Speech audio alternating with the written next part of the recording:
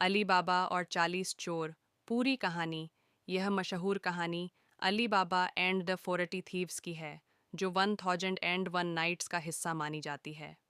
दो भाइयों की कहानी। बहुत समय पहले एक शहर में दो भाई रहते थे, अली बाबा और कासिम।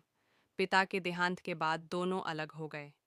कासिम ने एक अमीर व्यापारी की बेटी से शादी की और बहुत धनवान बन गया। अली बाबा गरीब था। वह जंगल से लकड़ियां काटकर बेचता और उसी से घर चलाता था। उसकी जिंदगी साधारण थी, लेकिन वह मेहनती और ईमानदार था। जंगल का रहस्य। एक दिन अली बाबा जंगल में लकड़ी काट रहा था। अचानक उसे घोड़ों की आवाज सुनाई दी। वह तुरंत एक पेड़ पर चढ़कर छिप गया। कुछ देर बाद 40 घुड़सवार वहां पहुंचे। वे सभी चोर थे। उनका सरदार एक बड़ी चट्टान के सामने खड़ा हुआ और जोर से बोला, खुल जा सिमसिम। चट्टान हट गई और एक गुफा का दरवाजा खुल गया। सभी चोर अंदर चले गए।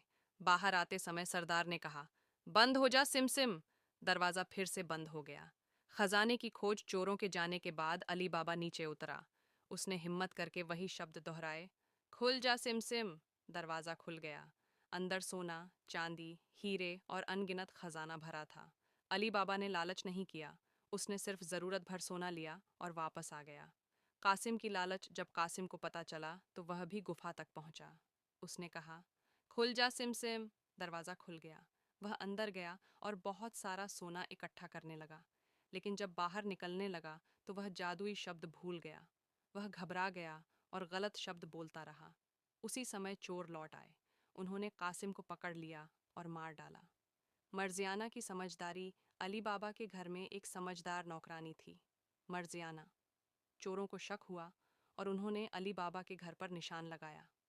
मर्जियाना ने चालाकी से पूरे मोहल्ले के घरों पर वैसा ही निशान बना दिया। चोर धोखा खा गए।